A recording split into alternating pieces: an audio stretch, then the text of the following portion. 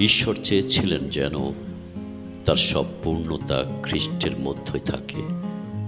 তাছাড়া পৃথিবীতে হোক বা স্বর্গে হোক, খ্রিস্টের মধ্য দিয়ে তার নিজের সঙ্গে সব কিছুর মিলনও তিনি চেয়েছিলেন। খ্রিস্ট ক্রুশের উপর তার রক্ত দান করে শান্তি এনেছিলেন বলেই এই মিলন হতে পেরেছে।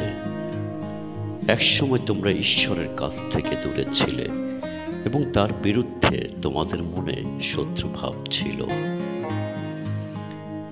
তোমাদের মন্দ কাজের মধ্যে তা প্রকাশ পেয়েছে। কিন্তু খ্রিস্টের মৃত্যুর মধ্য দিয়ে তার দেহের দ্বারা ঈশ্বর নিজের সঙ্গে এখন আমাদের মিলিত করেছেন, যেন তিনি তোমাদের পবিত্র, নিখুঁত ও নির্দোষ অবস্থায় নিজের সামনে উপস্থিত করতে পারেন।